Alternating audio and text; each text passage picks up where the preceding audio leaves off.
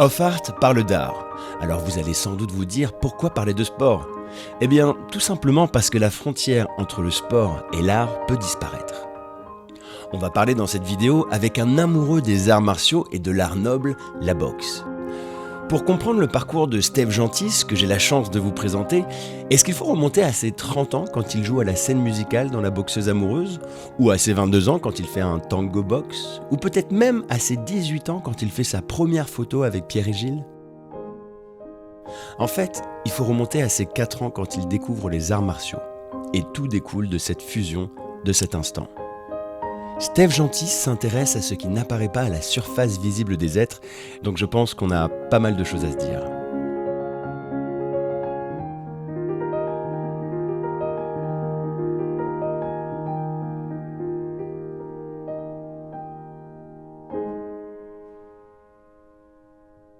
Salut Steve.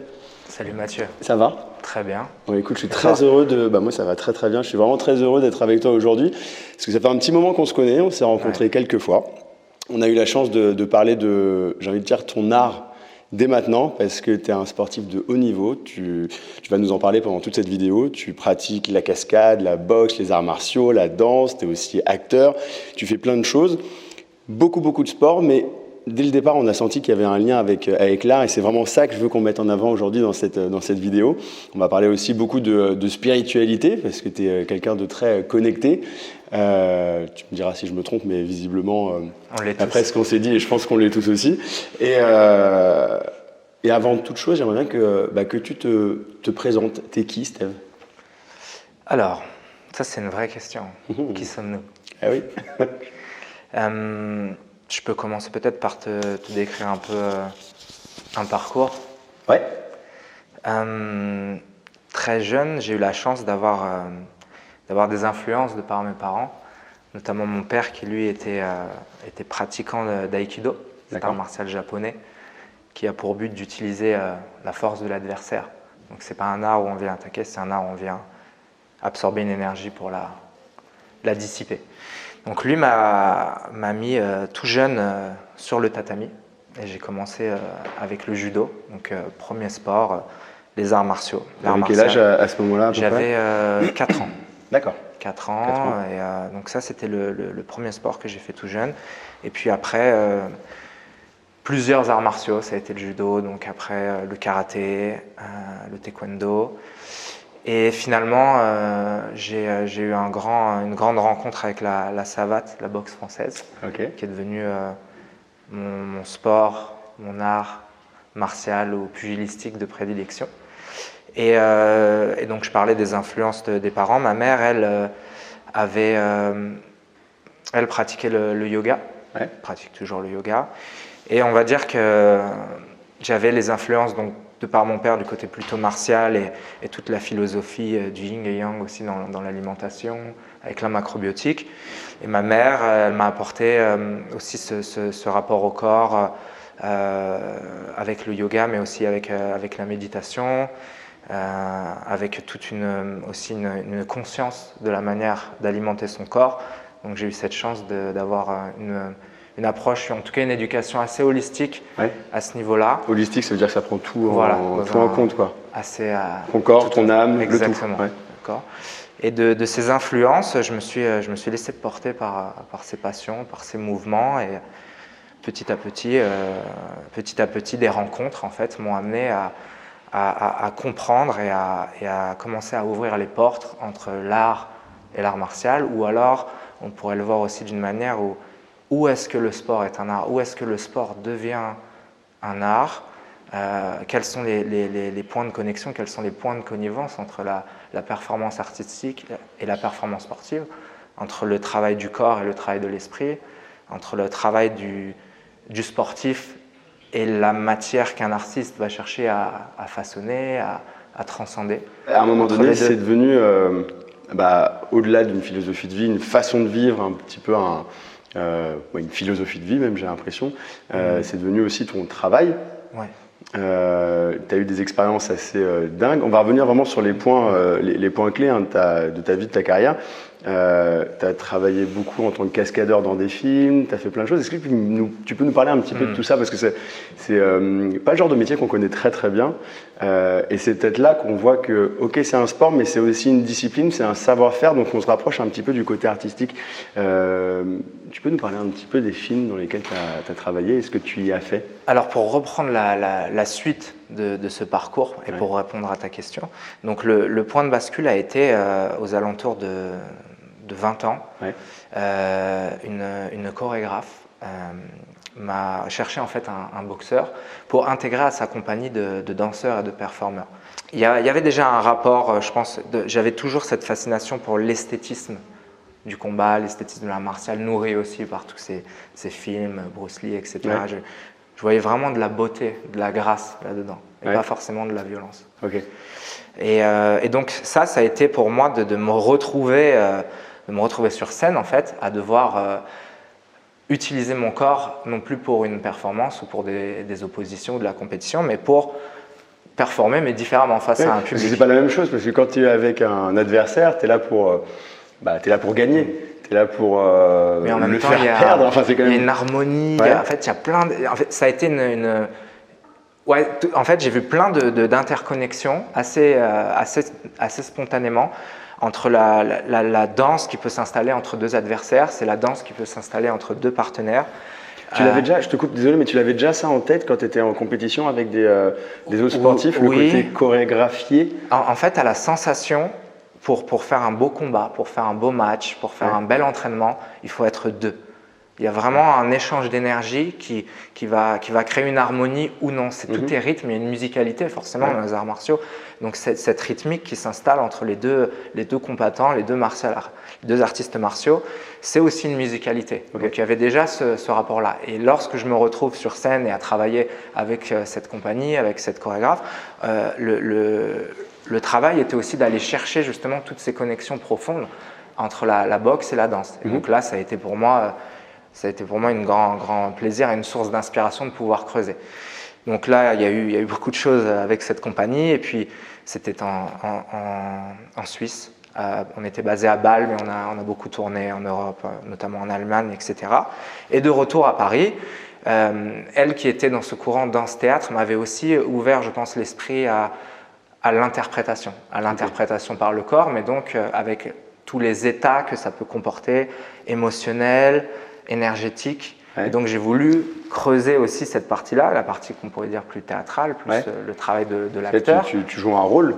Exactement, que tu interprètes avec ton corps, avec le mouvement. Donc j'ai poussé la porte des cours de théâtre et en parallèle, je continue évidemment de m'entraîner avec les arts martiaux, la danse, à découvrir la danse et à creuser aussi la partie théâtre. Et de fil en aiguille, je me suis retrouvé donc sur scène à interpréter des pièces plutôt, on va dire, axées sur le théâtre, on peut dire classique, mais où il y a moins de physicalité. Tout là, tu parles de jouer, enfin, avec des textes et tout ça, oui, c'est d'accord. Okay. Je pouvais aussi me retrouver parce que l'idée, en fait, ça m'avait ouvert l'esprit et le cœur et tout a commencé à m'intéresser. Donc, je suis parti dans une espèce de spectre assez large. J'aimais ça, mais je voulais pas non plus abandonner le côté performance, beaucoup plus underground, beaucoup plus expérimental, parce on s'était beaucoup produit dans des musées d'art moderne, en croisant justement des objets de plasticiens, des installations avec de la danse. Donc, j'avais toute cette influence-là qui m'animait et que je voulais continuer à creuser, à exercer, donc avec ce type de performance un peu plus underground, un peu plus expérimental. Et de projet en projet, je me retrouve à commencer à faire des cascades.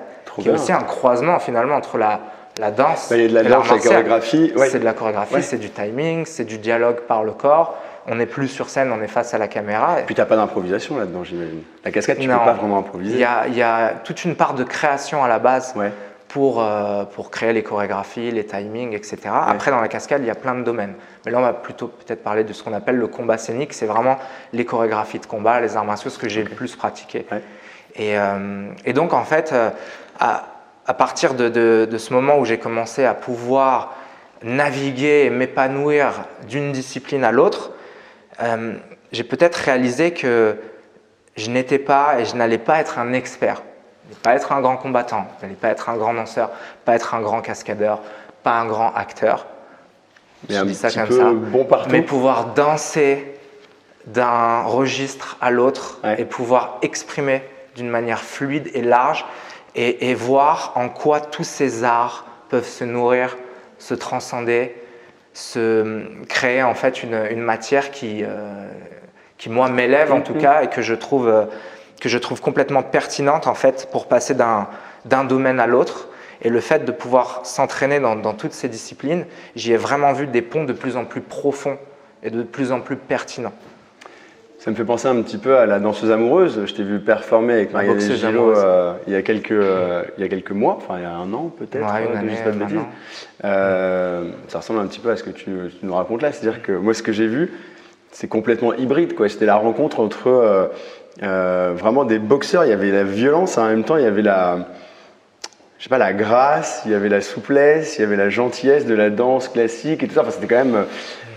Toi, tu te positionnes comment à ce moment-là? Tu te positionnes en tant qu'artiste performeur, en tant que sportif, en tant que. T'es qui, t'es quoi à ce moment-là? Alors, j'aime l'idée de ne pas être justement identifié à quelque chose de particulier, pas entrer dans un formatage, dans une case ou stéréotype. Mais si je pouvais définir un petit peu ce profil que je porte quelque part, c'est celui de l'athlète artiste, de l'artiste athlète, justement un peu à l'image des danseurs qui sont clairement des artistes de très haut niveau et des athlètes de très haut niveau. Tu dis athlète, moi quand tu me dis athlète, je pense tout de suite, et c'est un point que je voulais qu'on aborde un petit peu plus tard, mais c'est pas grave, on y est. Un athlète, je vois tout de suite, tu vois, un corps sculpté, un corps parfait, un corps qui est un outil. Je voulais qu'on parle de ton corps, c'est ton outil de travail. Mais c'est aussi ta peinture, c'est un peu ta toile. Si on ramène ça un petit peu à l'art, tu as fait beaucoup de photos avec les photographes Pierre et Gilles. On voit les images s'afficher, elles sont absolument spectaculaires, elles sont magnifiques. Tu m'as dit, une fois on avait papoté ensemble, que tu sculptais ton corps en fonction de la photo que tu allais faire. Pour moi, l'athlète, il sculpte son corps pour pouvoir l'utiliser.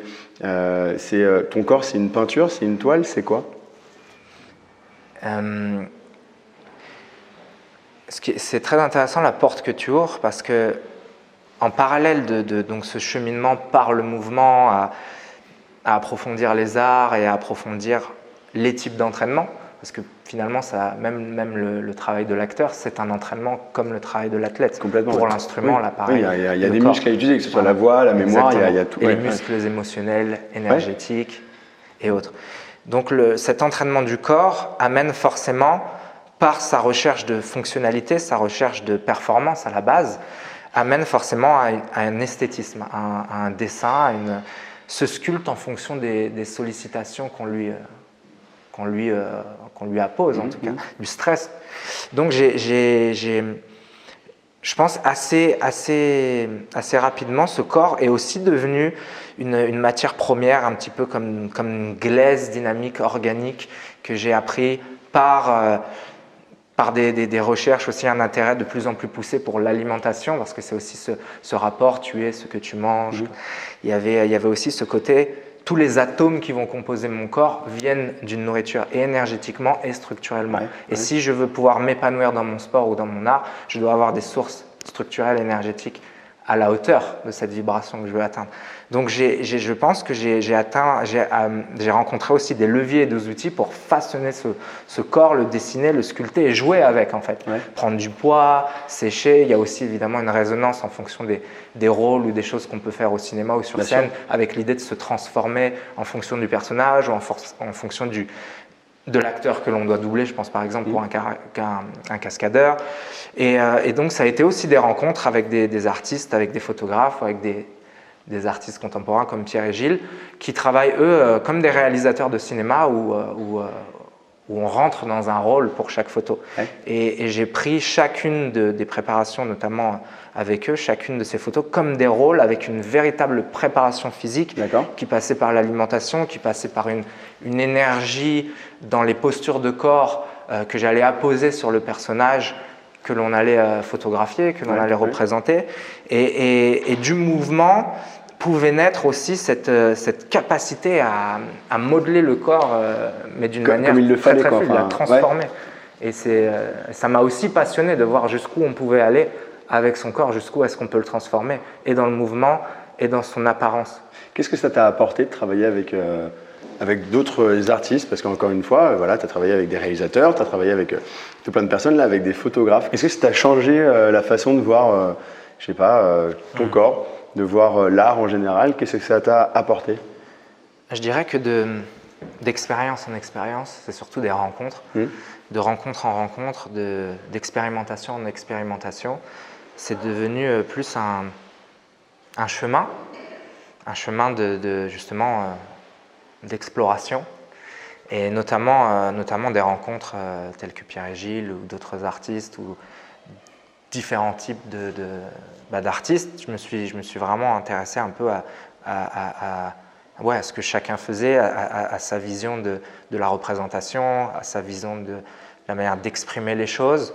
Et ce corps est devenu aussi un passeport pour me nourrir, pour me cultiver, pour m'enrichir, pour m'élever par les rencontres et par les situations ou les projets dans lesquels je collaborais. Là, ça me fait penser à autre chose. On parle du corps. Ok, il y a le corps. Tout à l'heure, on parlait d'une approche assez holistique. Comment tes pratiques, tes disciplines, tes sports t'enrichissent, mais plus là-dedans, dans ta tête, plus dans ton âme? Qu'est-ce que ça t'apporte, toutes ces choses-là? Parce que moi, j'y connais rien en arts martiaux, j'y connais rien en tout ça. Mais qu'est-ce que ça t'apporte au quotidien, toutes ces choses-là? Alors, il y a eu, je pense, à un moment donné, un appel. Encore une fois, c'était autour de la vingtaine. Là, tu as 31 ans aujourd'hui. De questions beaucoup plus spirituelles, beaucoup plus profondes, des choses qui ont commencé à m'interpeller profondément. Comme quoi? Je pense que les questions qu'on se pose tous fondamentalement, mais le sens de la vie, le pourquoi on est là, la mortalité, les relations au sens large, les autres dimensions. D'où on vient, qu'est-ce qu'on fout là et où on va? Voilà, tous ces grands questionnements, un peu les grands pourquoi. Et les lectures sont devenues aussi des choses assez importantes. Je me suis plongé dans plein d'ouvrages, surtout de la philosophie, beaucoup de poésie. Et j'ai découvert aussi une passion pour des textes sacrés, en tout cas sacrés anciens, philosophiques, mais qui faisaient le pont avec les arts martiaux que j'aimais, que je pratiquais, parce que j'entendais depuis jeune le yin, le yang, les énergies. J'ai une grand-mère qui pratiquait le tai chi aussi, que je voyais devant moi bouger, me parler du chi, de cette énergie fondamentale qui parcourt le corps, etc. Donc à un moment, j'ai voulu, en plus de cette quête spirituelle, aller comprendre tout ce que ces mots, tout ce que ces concepts, toutes ces choses presque de l'ordre de l'impalpable, qu'est-ce qu'elles étaient. Et donc, des lectures telles que Lao Tzu, avec le taoïsme, ce genre de lecture, ou des philosophies anciennes, grecques, etc., où il y avait aussi toute cette idée du corps comme un vecteur d'élévation spirituelle. Les Yoga Sutras aussi. C'est quoi ça? Les Yoga Sutras, c'est un peu des textes sacrés du yoga à la base, comme courant spirituel, où tous les asanas, en fait les postures de yoga que l'on pratique dans les salles de sport, par exemple aujourd'hui, ça a des origines beaucoup plus profondes, beaucoup plus spirituelles, parce que l'idée est que nous sommes donc des êtres incarnés, une âme qui est dans un corps, qui vibre, qui s'exprime, qui vit au travers d'un corps physique. Donc ce corps physique est une clé pour l'élévation, pour la réalisation de ce chemin de vie. Et donc je me suis plongé dans un peu les origines de ce que je pratiquais, les arts martiaux, etc., parce qu'il y avait toujours cette idée d'équilibre entre les énergies et de vertu derrière, l'archétype du samouraï, l'archétype du combattant, la voie martiale, la voie du bushido, comme on dit en japonais, la voie des guerriers spirituels. Et il y avait donc cette idée de m'entraîner, de m'édifier aussi bien physiquement et de plus en plus spirituellement. Et les deux se sont totalement rassemblés dans une pratique de plus en plus étroite, dans une pratique de plus en plus profonde. La méditation avec les différents courants que j'explore, j'ai pu explorer, comme le zen, comme le vipassana, ces différents types de méditation sont aussi venus non seulement nourrir ma pratique sportive et martiale, mais aussi, et avant tout, mon cheminement en tant qu'être.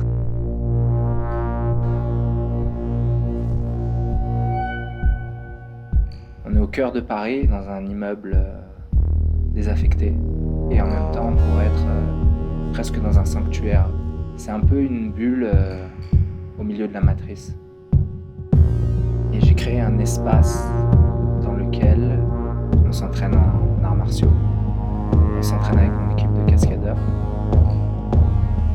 J'aime ce sentiment de vide et d'espace autour de moi. J'adore avoir ce regard qui regarde par la vitre et qui voit la vie, justement l'agitation, parfois la violence. J'aime être comme un témoin silencieux qui observe au cœur, mais dans le calme.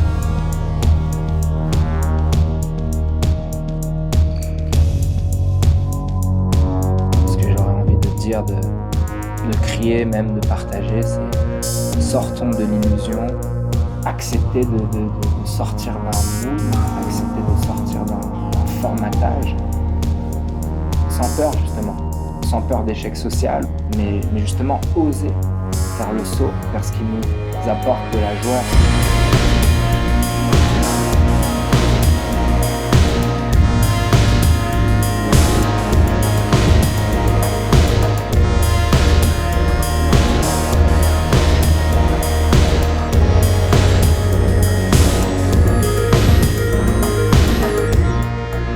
Ce qu'on veut.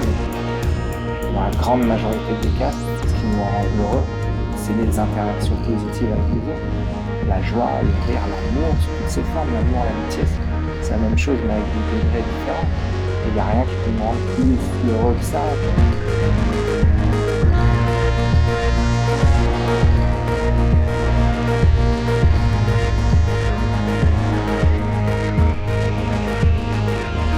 Vivre intensément cette vie qui n'a peut-être pas d'autre but, comme disait Camus, que d'être vécue. Il n'y a certainement pas d'autre but que de vivre pleinement cette incarnation, sans limite intérieure, et se lancer et être pleinement. Je m'appelle Steph Gentis, nous sommes dans mon dojo et je fais plein de choses. Est-ce que toutes ces recherches, toutes ces lectures, toutes ces choses qui t'ont intéressé, est-ce que sans ça, tu aurais réussi à arriver au niveau auquel tu es aujourd'hui ? Et je te parle pas de niveau spirituel, mais de niveau, quoique, forcément ça a dû t'aider, mais plutôt au niveau sportif.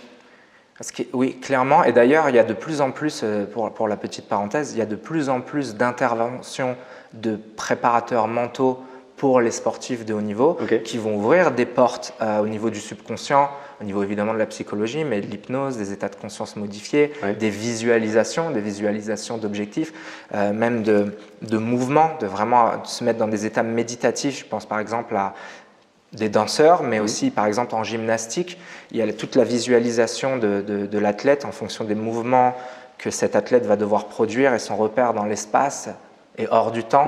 Il y a vraiment des leviers, le rapport évidemment entre le corps physique et le corps spirituel et l'esprit sont interdépendants jusqu'au plus profond de ce qui rassemble ces deux dimensions, physique et énergétique. Et pour moi, il n'y a pas de niveau, aujourd'hui il n'y a même plus de but à atteindre, il n'y a plus de recherche particulière, c'est un chemin, c'est un cheminement avec peut-être une intention profonde qui est de transcender cette vie, cette incarnation, de partir d'un point A qui est une naissance et de cheminer tant que la vie me sera prêtée.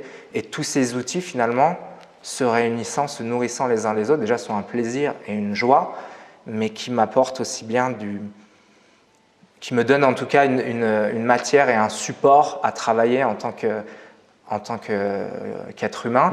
Et il y a plus cette dissociation, je dirais, entre le professionnel, l'artistique, le spirituel, le personnel, tout est un, tout se nourrit.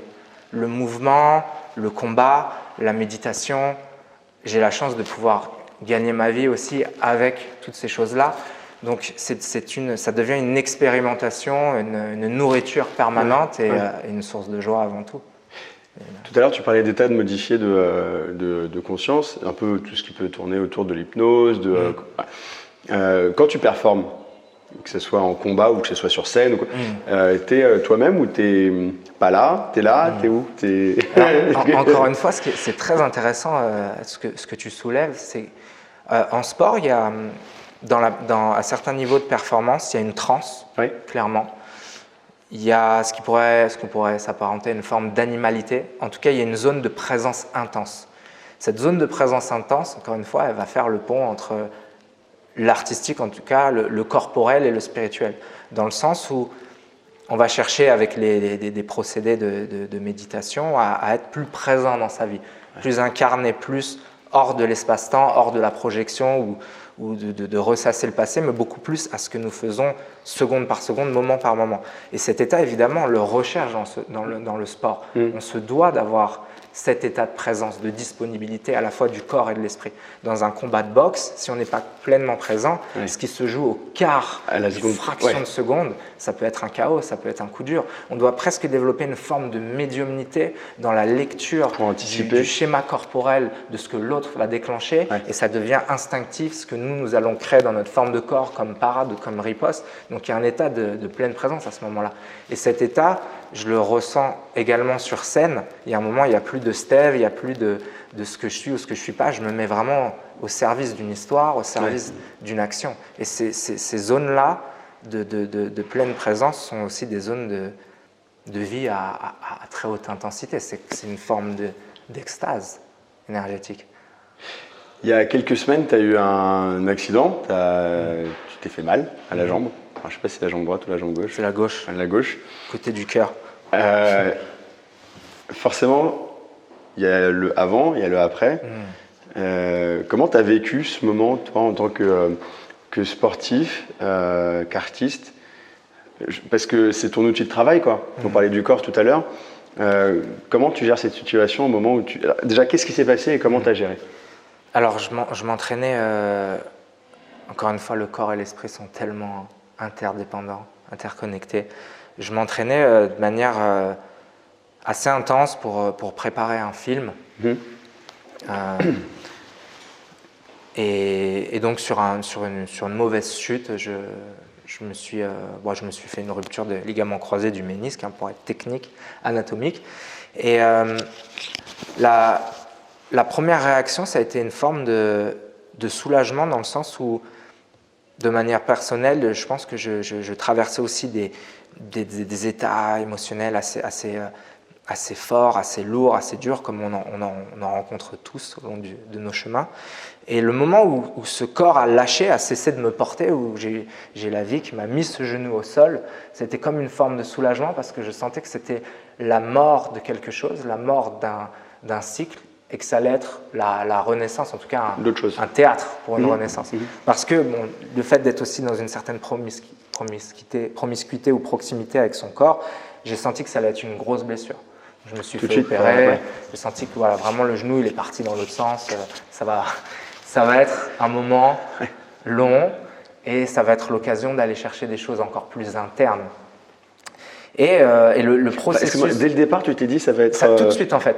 J'ai senti, là, c'est la fin d'un chapitre, on rentre dans autre chose. D'accord. Parce qu'évidemment, tu visualises que tout ce que tu avais prévu, le fait de toujours évoluer avec son corps, forcément, quand tu sais que ton corps ne va plus être le véhicule, ne va plus être ton fidèle destrier qui te porte au travers de cette dimension, il va falloir mettre ça entre parenthèses et passer sur autre chose. Et je dirais qu'aujourd'hui, avec le peu de recul que j'ai sur cette blessure, c'est déjà un travail quotidien pour reformer le corps, parce que ça ne se fait pas tout seul. Il y a tout un processus d'entraînement, de rééducation, il y a une opération, etc. Ça va pour combien de temps à peu près là, pour récupérer? Un peu plus d'1 an pour revenir à boxer, à combattre, à danser. Là, quand tu me parles, je suis désolé, je te coupe, mais je visualise genre un peintre où on lui a cassé le pinceau. L'outil. Ouais. Exactement. Là, tu as un pinceau ou tu as un couteau, machin, on te l'a cassé. Alors, du coup, je sais pas, le peintre, il va se dire, bon... soit j'arrête, soit je continue. Toi, non, je continue. Mais je sais pas, il va peut-être prendre autre chose. Il va peut-être peindre avec. Exactement. Toi, tu vas peindre avec quoi alors? Je crois que déjà la contrainte que ça m'a mis, tout de suite, j'avais déjà plusieurs projets où je devais justement performer, bouger, utiliser le corps pour le mouvement, etc. Et par exemple, j'ai dansé, j'ai bougé sur une chaise, où j'ai utilisé le corps différemment. Ça, c'était juste intéressant de pouvoir utiliser la blessure et ce que le corps te dit au final, même dans les messages, parce que chaque blessure a aussi une signification plus profonde. Déjà, ça a été une matière très intéressante pour nourrir les projets qui étaient là sur le moment. Je n'ai pas voulu arrêter. Par contre, de manière plus profonde, j'ai tâché d'embrasser pleinement cette blessure et tout le processus, en fait, est quelque chose qui me nourrit hyper profondément. Déjà parce que le fait de l'embrasser permet de régénérer plus vite, et aussi parce que, notamment, ce qui est intéressant, c'est que là, je me désidentifie d'une physicalité que j'ai toujours eue. Ah bah oui. Parce que jeune, depuis petit, j'ai cette capacité de sauter, de courir, de boxer, de bouger, d'être sur scène, etc. Et là, plus. Et du coup, c'est très intéressant aussi de se dire que c'est aussi une représentation de l'éphémère. Parce que là, on parle vraiment du corps et d'être incarné dans ce corps et de plonger dans le vecteur du mouvement, de l'esprit et du physique. À ce moment-là, tu n'es plus incarné dans ce corps-là. Mais c'est pas que je suis plus incarné, mais en tout cas, il y a un handicap, même s'il n'est qu'éphémère, il est éphémère tout comme le corps est éphémère. Et bien que le sachant, je pense que ça m'a fait encore plus plonger dans cette nécessité d'être dans l'instant et de bouger avec ce corps, parce que du jour au lendemain, il peut se retrouver cassé, et ça, tu le savais depuis arrêté. le début. On le sait. Ouais. Et c'est très mais intéressant. tu le veux pas. Quelque part, c'est pas que je le veux pas, c'est que peut-être que je l'embrasse d'autant plus et ça ne fait que me donner plus de joie quand je peux avoir des moments de grâce où le corps fonctionne bien et me porte. Toi, où est-ce que tu vas puiser ton énergie? Où est-ce que tu vas aller chercher tout ça pour continuer aujourd'hui à faire des choses, à être toujours aussi positif, aussi souriant aussi, alors que là, ton outil, il est cassé pour l'instant. Où est-ce que tu vas puiser cette énergie? Vraiment, je tâche de me nourrir et de m'ouvrir le plus possible à ce monde. Et il y a tellement de personnes inspirantes dans leur combat, dans leur chemin, que ce soit des athlètes, des artistes ou des personnes qui ont vécu avant, de par leurs écrits. Donc il y a une nourriture aussi de se dire que plein de personnes ont fait des choses qui paraissaient impossibles à réaliser. Alors pourquoi pas nous? Pourquoi pas oser? Pourquoi pas aller plus loin, repousser un peu plus loin les limites, élargir le spectre et oser l'impossible pour soi, pour vibrer, pour vivre, pour s'élever. Je pense que ça, c'est une grande source de motivation. Il y a l'énergie collective aussi, des partenaires d'entraînement, des partenaires de performance, où on s'envoie aussi beaucoup de choses et un enthousiasme et un amour profond pour la vie. Et je pense à un enfant intérieur qui, depuis son jeune âge sur le tatami, continue en fait de faire ce qu'il aime et de s'épanouir et de jouer en fait, de jouer. Et aussi le fait que, comme je te le décrivais tout à l'heure, il y a plus vraiment de dissociation en fait entre les choses que j'expérimente, que je fais.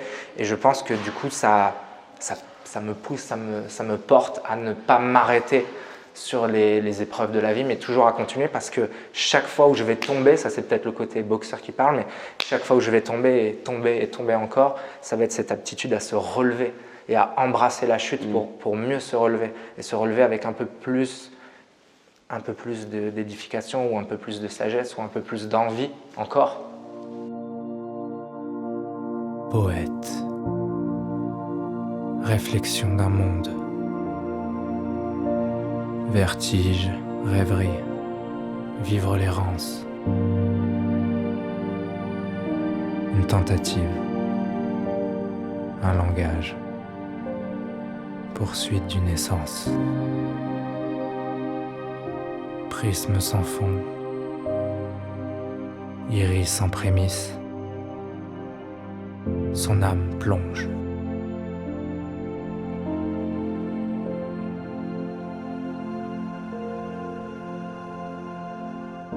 Ses sens explorent l'espace,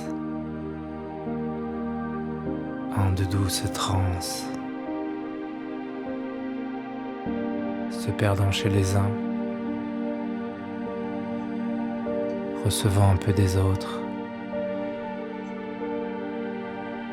Il disparaît, traduisant l'informel, fantasmant le charnel, célébrant l'originel.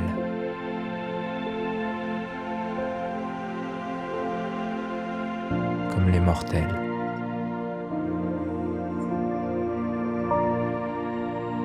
Il cherche ce qui ne peut l'être.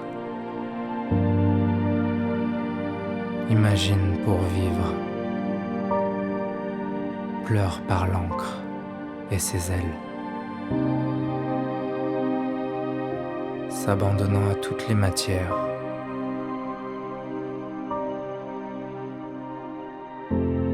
S'inspirant dans l'éther.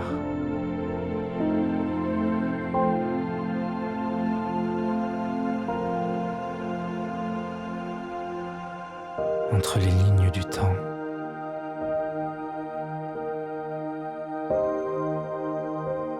Il irrigue la danse de ses vers.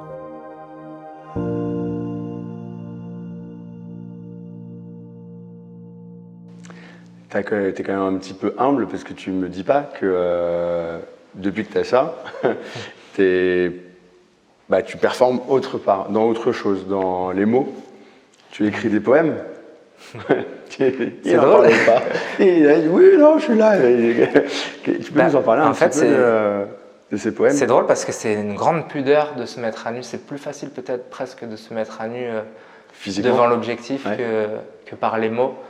Mais comme tout se rencontre et tout se rejoint un jour, après cette blessure, j'ai eu envie d'écrire à mon corps pour qu'on fasse un peu le point déjà ensemble sur ce que l'on a vécu et ce qu'il m'a permis de vivre dans ce monde. Et ça a été l'ouverture à une porte de l'écriture et aussi à cet amour des lectures, comme je te le décrivais un peu plus tôt, et notamment de la poésie qui est, je trouve, un langage extrêmement puissant, alors avec différents registres, mais notamment les haïkus japonais qui m'ont beaucoup inspiré dans le sens où le haïku est un type poétique aussi lié à la spiritualité, parce que l'idée du haïku, c'est un instant d'éveil, c'est un instant de pleine présence, c'est lié au satori, qui est l'idée de l'éveil en japonais, c'est de saisir pleinement un instant, une situation. Et du coup, j'ai vu encore une fois des liens entre l'écriture, les recherches et le cheminement spirituel, et ces énergies que j'exprimais moins au niveau physique. Eh bien, je pouvais aller chercher le même type de force, le même type de feu intérieur dans les mots, au travers des mots. Donc, je me suis lancé et c'est vrai que depuis quelques temps, l'énergie que je mets moins sur le ring, je vais la mettre un peu plus sur ma feuille de papier. Et voilà, j'ai pas du tout la prétention d'être un poète ou autre, mais ça rejoint peut-être l'art de vivre que je tâche d'appliquer dans le sens où nous sommes capables de plein de choses. Alors pourquoi pas ? Pourquoi pas faire ? Et quand on ouvre cette porte, on peut toujours aller plus loin. Et ça va nourrir ma boxe, cette poésie. Et ma boxe va nourrir la poésie et ma blessure va pouvoir nourrir ses écrits, et ainsi de suite. Et c'est une énergie maintenant que j'embrasse et que j'aime expérimenter. Et je dirais qu'encore une fois, ça ne fait qu'élargir, rajouter peut-être une corde à mon art.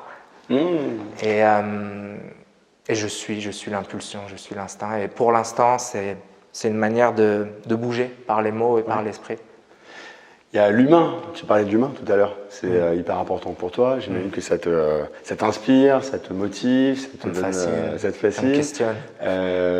Moi, j'ai pu le voir par notre rencontre. Je t'ai vu rencontrer aussi quelqu'un d'autre qui est très importante. Qui est Carolina Ritzler, qui nous accueille ici, dans ce lieu, dans le showroom de Madame C. On porte ses créations. Voilà, on a cette chance. Ça a été dingue, j'ai été là, en fait, je les ai présentés. Je vous ai présentés tous les deux. Et, alors Carolina, c'est une artiste aussi, mais elle, c'est pareil, c'est dans tous les sens du terme. C'est-à-dire qu'elle fait de la peinture, on a vu ses peintures sur les Mask of Art, elle chante, elle écrit aussi. C'est pour ça, tu parlais des mots tout à l'heure, elle écrit également par ses vêtements. Elle fait danser le tissu, toi tu fais danser ton corps et tout ça. J'ai la réponse à ma question, mais est-ce qu'elle fait partie de ces rencontres qui t'enrichissent? Clairement. Il s'est passé un truc, par exemple, quand vous vous êtes rencontrés, à un moment donné, j'ai fait genre, je suis pressé, il faut que je parte et tout ça. Et parce que je voyais qu'en fait, vous apportiez un truc, tous les deux, qui était mais absolument dingue. J'ai l'impression que ce genre de rencontre te permettent d'évoluer encore. Alors, j'allais dire physiquement, peut-être que ça peut t'aider, mais surtout psychologiquement. Humainement, spirituellement, clairement, j'ai une profonde gratitude pour toutes ces âmes qui m'ont été données de croiser, avec qui il y a ces possibilités si profondes d'interaction. Force est de constater qu'il y a une force, il y a un grand mystère qui produit les rencontres, notamment, qui produit les situations. À mon sens, il n'y a jamais de hasard. Et je pense que quand on se donne la liberté, on se donne l'opportunité de vibrer à une certaine fréquence, de s'autoriser, de s'ouvrir, eh bien, il y a une loi physique, quantique, énergétique, je ne sais pas quel mot on peut mettre dessus, mais qui fait qu'on va croiser aussi des personnes, comme notre rencontre à tous les deux, des personnes avec qui on a des fréquences similaires, et donc où l'échange devient de manière assez instantanée, et tout de suite on peut aller dans les profondeurs, tout de suite on peut aller dans l'humain et dans le cœur, dans ce qui fait vibrer l'autre. Et oui, c'est une profonde joie parce qu'il y a clairement une magie dans ces rencontres, et c'est des inspirations infinies. Cette joie, l'humain est capable du pire, on le voit aujourd'hui avec ce que l'on a fait de notre planète, et nous sommes capables du meilleur, d'un amour au sens universel et au sens instinctif, et d'une inspiration commune, si on veut mettre aussi une image sur l'amour. C'est cette idée aussi de création et de rassemblement. C'est-à-dire qu'ensemble, chacun vient apporter sa petite pierre à l'édifice du grand tout, et là, on s'élève les uns les autres. On s'élève, on s'inspire, on se fait vibrer, on s'augmente. Et ça, je crois que c'est une des choses qui m'épanouit, qui m'émeut le plus. Et c'est infini, j'ai l'impression, en tout cas tant que la vie nous est prêtée. Alors, sans aller trop loin, il sera où le Steph de l'année prochaine ou dans 2 ans, quand ça ira mieux Ce que je lui souhaite, c'est de continuer le chemin sans aucune forme d'attache ou d'attente autre que l'expérience de vie de par elle-même, et que par le don de mon être dans ce chemin, c'est-à-dire juste continuer de faire, de cheminer sans mettre de limites, mais peut-être essayer d'aller explorer encore de plus en plus, et puis d'avoir toujours cette chance dans les rencontres, dans les situations, cette envie, et peut-être aussi cet esprit un peu combattant, mais d'aller chercher toujours du défi, d'aller plus loin. Il y a une question que je pose à chaque fin d'échange dans les vidéos off art, mais là je vais la décliner en 2 façons. La première, celle que je pose habituellement, c'est l'art, ça sert à quoi? Et déjà, le sport, ça sert à quoi? À faire perdre du vide. Non mais ça sert à quoi? Alors, l'art, je pense, j'en ai la conviction, en tout cas est une possibilité, est un vecteur d'élévation pour notre espèce. C'est un langage de l'âme, c'est une manière pour les artistes de traduire le monde, de traduire les dimensions, les émotions les plus subtiles, de les retranscrire. Et il y a cette magie dans l'art, chaque artiste a son langage, tel ou tel support, tel ou tel format artistique, que ce soit du mouvement, de la peinture, de la sculpture, de la musique évidemment, va toucher un certain nombre de personnes. Et je pense que l'intention que les artistes peuvent mettre dans leur art, dans leur création, dans leur production, et pour beaucoup, en tout cas pour une certaine partie et depuis longtemps, l'idée d'élever. C'est une manière en fait de s'éveiller, de s'élever, d'évoluer. Et je trouve que c'est ce qu'il y a de plus gracieux, c'est ce qu'il y a de plus puissant dans l'art, c'est la capacité de nous élever et d'évoluer en tant qu'espèce, en tant que conscience collective. Et le sport? Et le sport, dans un sens, c'est presque la même chose. C'est presque la même chose si on l'extrait de l'idée de compétition. C'est plus l'idée peut-être de gagner sur l'autre, c'est l'idée de gagner sur soi, ouais. De se vaincre ou de rompre avec ses propres limites. Et le sport est aussi un vecteur d'inspiration. Et le sport, de manière plus individuelle, comme on le décrivait tout à l'heure, est un outil pour permettre au corps aussi de laisser plus de place à notre esprit. Les leviers corporels nous permettent évidemment de nous sentir mieux, de nous sentir plus puissants dans nos êtres. On ne pourra peut-être se réaliser, c'est une chose auquel j'ai aussi une conviction profonde, c'est se réaliser en tant qu'individu aussi par une forme de réalisation physique du corps. Et on ne parle pas de performance ou d'être un esthète, mais c'est juste d'être en harmonie avec cette fantastique création qui est le corps humain. Et d'être en amour avec ce corps, ce temple de l'âme éphémère. Profiter à 200%, de chaque cellule, de chaque atome. Ah bah oui. Il nous permet toutes les interactions, la discussion que l'on a là, les rencontres, de faire l'amour. Il nous permet tout ce corps de gravir une montagne, de ressentir des émotions. Les émotions passent aussi par le corps. Une émotion sans un corps ne prend pas forme, ne touche pas le cœur ou l'âme. Donc, plus ce corps va être en bonne santé, énergétique et physique, plus l'expérience de vie sera jouissive et profonde et intense. Merci beaucoup en tout cas pour ce partage. J'espère que cet échange donnera des idées à d'autres artistes ou à d'autres sportifs d'aller peut-être plus loin dans leur pratique, dans leur discipline. Avant de nous quitter, je voulais te faire un cadeau. Je voulais t'offrir une box of art. C'est adorable. Voilà ce qu'on entreprend avec Lionel, avec Of Art. Alors là, c'est une œuvre d'art de Yannick Saillet de Yes. Yes, on est dans quelque chose de positif. Dans le Yes, ça va aller mieux. Yes, tu vas aller encore plus loin. Très martial d'ailleurs le signe. Complètement. Je suis complètement d'accord Comme avec toi. haïku. Et voilà, c'est ce qu'on met en place en ce moment, les box of art. Et c'était pour te remercier pour ce partage, pour cet échange. Si tu avais un dernier petit mot à dire éventuellement à des personnes qui nous regarderaient, j'ai envie d'axer sur la blessure que tu as eue, qui aurait quelque chose qui ne va pas top en ce moment. Qu'est-ce que tu pourrais dire à cette personne, et je te demanderai de le dire à la caméra. Alors déjà, je veux te remercier, toi. Je veux vous remercier, Of Art, pour cet espace d'expression et pour la qualité de notre échange. Il vient de toi surtout. Qu'est-ce que je pourrais dire pour terminer? J'aimerais juste te dire, l'union fait la force, on tombe tous, relevons-nous, élevons-nous de manière individuelle. Se changer soi, c'est changer le monde. Merci beaucoup Steve. Merci à vous qui avez également regardé cette vidéo en entier jusqu'à la fin. Merci également par avance pour vos partages parce qu'ils sont hyper importants. Merci pour vos likes, merci pour tout ça.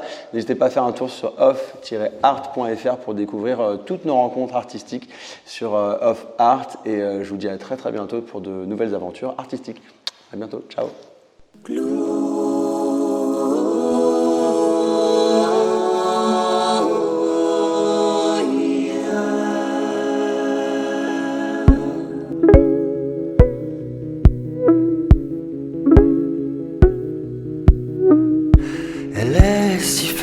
Si fragile, elle est si bête, si futile, un coup de vent.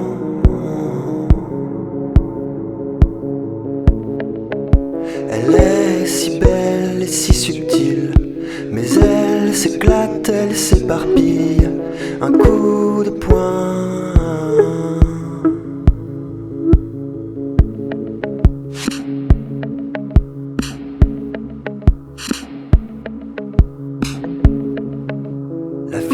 C'est pas tous les mérites qu'on voudrait bien se faire offrir. Parfois le temps passe trop vite.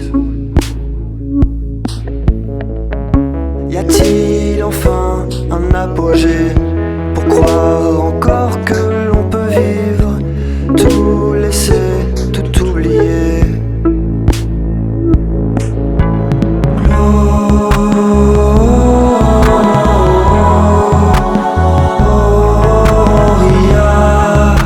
La vie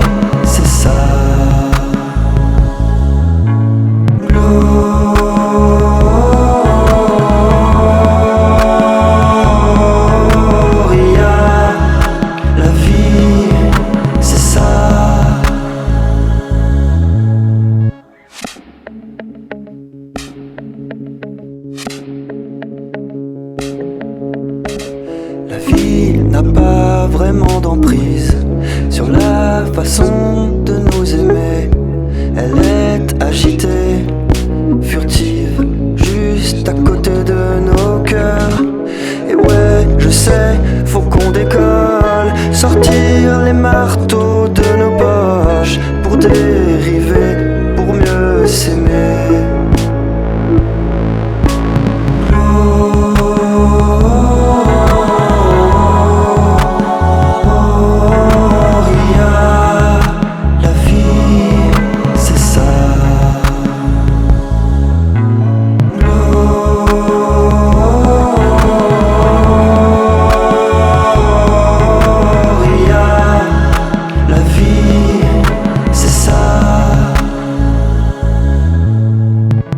Parfois nos jours sont obscurs, parfois je vois du